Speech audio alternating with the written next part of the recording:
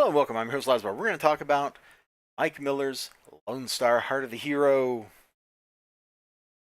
I don't know if this is one shot or a number one. It is what it is. I guess it's a one shot. Anyway, I got both covers. They're both signed. We're going to look at this one because this is my reader copy.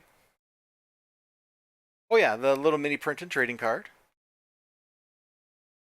Lonestar is a hero with a weird relationship to actual relationships and violence.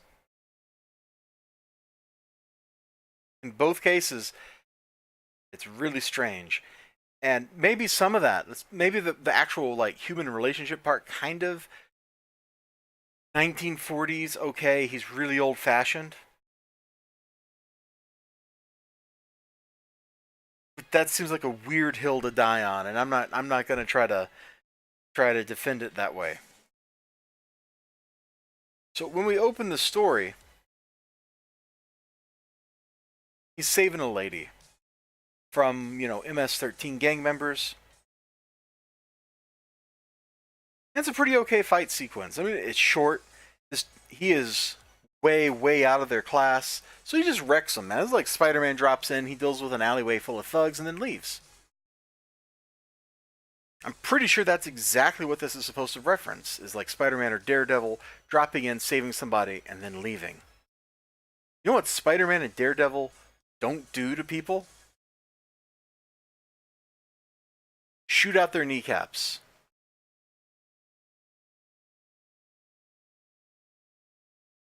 We are hyper violent. This is like page 4, and we're already torturing people. Oh. Then we come up to this. This is a glorious panel. This is one of the best panels in the book. Because look at the parallax and the curvature effect on the reflection. This panel probably took about as long to draw as the rest of the page did. Just figuring out how to line this stuff up. I'm not sure that it's exactly correct, but you can see. We just stretched it a little bit over here. It's got a different angle. Yeah, it's nice work. I really wanted to like this book, by the way, because the character, look at him. Just look at him. Bomber jacket, aviator goggles, patriotic. The flag is oriented correctly on his right arm. What's not to like? Well, here we are on page 6. And he's just torturing a guy. So you know what Batman does, right? Batman drops in, he beats up the villains, ties them up, and leaves. Lonestar, on the other hand, breaks their wrists, breaks their elbows, and then that should give you enough permanent nerve damage to keep you from adding any more hash marks to your collection, essay. Why didn't you just kill him? It would have been more merciful than what you've done to these dudes. Like, this is like a hyper-violence. There's violence, there's hyper-violence. And we went from over here, like, oh, Superman is saving the day, Spider-Man is saving the day, Captain America just threw his shield and knocked Batroc the Leaper out, to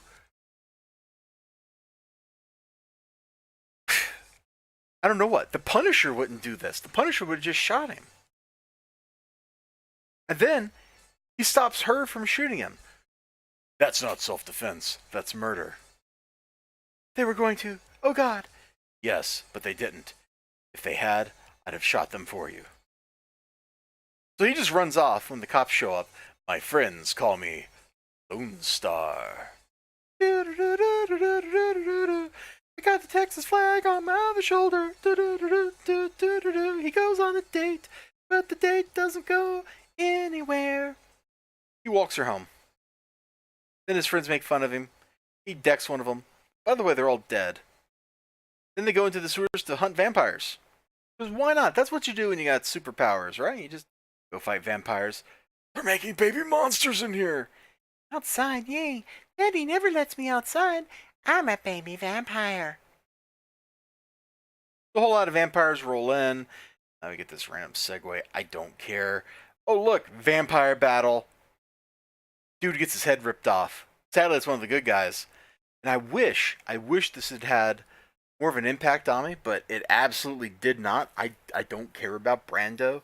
I met him. He had like 5 lines of dialogue, and then he's dead. Like, there is no emotional impact here.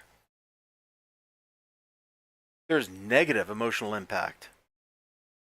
Wait, you just kicked your friend because he's mouthing off a little bit? Okay. This dude has like a relationship with violence. All right, so MS-13 gang member, arms shattered, friend decked. Oh, it's the same friend. It's hothead in both cases. Friend decked.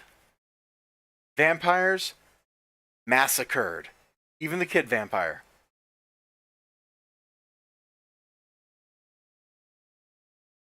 See, where's the other guy that gets socked out? An appropriate level of violence, finally, for what was about to happen. But, oh man, he's got this. He's a very violent person. He's kind of insane violent, but not like willing to follow through on his violence like the Punisher. Hmm. Anyway, he's dating this waitress. We're gonna move on from his relationship to violence to his actual relationship. He's like sort of dating this waitress where he's just like stalking her by going to the restaurant every night and buying something from her and hanging out and then walking her home, getting a kiss on the cheek. And then here's the roommate that we were just introduced. We just introduced to her like right here. And Angel ain't never mentioned what you do for a living, Bob.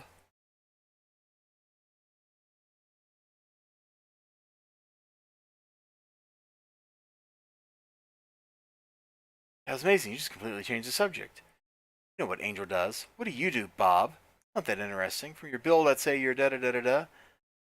Classified, CIA, NSA, private contractor. Ooh, international man of mystery. How many men have you killed for your country? And then... Oh, are you ready? I'm going to recaption this panel.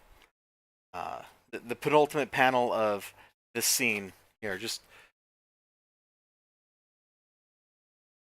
I got this dying pen. This is all she's saying. And it would have been just as honest. Oh, let's put a capital E in there. There we go. She's just screeching. Now, there are people that are like this, where you're talking to them, you're having a normal conversation, you say one thing, and then they flip out because they're hashtag triggered.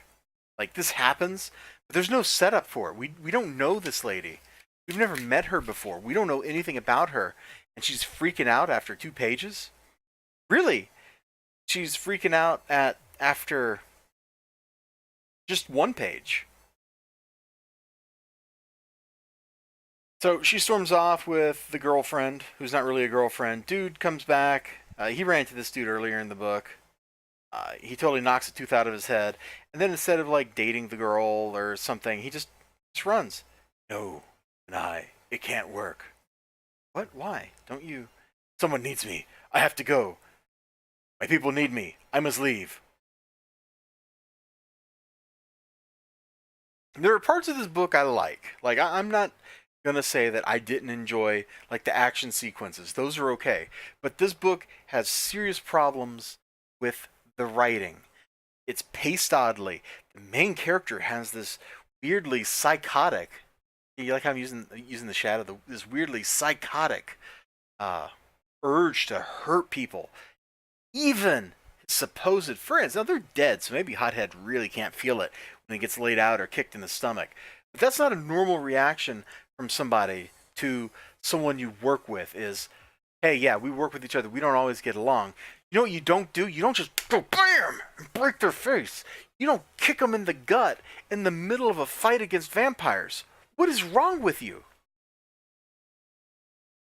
And him being old school maybe kind of explains why after 6 months the relationship that he has with that girl is still, hey, we're dating at a diner. But come on, man. Come on, really? Really? Mm-mm-mm. That's Lonestar. It's a weird, weird book. The main character's kind of nuts. Not in like the Punisher way, where he's just going to clean up the world. He's not nuts in like a way that's really all that relatable. He's just violent. Make of that what you will. Um, Probably the biggest problem this book has is writing. Written by the artist. Sometimes that works, and sometimes you get things where it's just like, this doesn't even make sense. Like the sequence with the roommate and the girlfriend. We're never introduced to her before that. It just happens, and she freaks out. Now, when he saves that girl at the beginning, it would have been kind of weirdly coincidental, but that could have been the roommate, and she could recognize him and know what's up, and then flip out when he's evasive about it. You know, that would be a logical sequence of events. It would make more sense what actually happened in the book. In fact, if I was writing this, that's probably off what I would have done. I would have just taken like a hair swap, and you're there. My advice to Mike Miller for his next Kickstarter, which is, or not Kickstarter, Indiegogo, which I'm sure has either started or is imminent, is please have somebody else take your vision and write the dialogue for you. Please. Your editor, whatever you paid him, probably you overpaid him, because there's absolutely no reason that he should have let you do some of the crazy hyper-violent things that you do in this book, because it doesn't make any sense. You're going to kill a baby vampire, like a little 5-year-old kid who happens to be a vampire, but you won't kill hardened murderers? I'm out. I'm done. I'm done, man. I'm not going to talk about this anymore.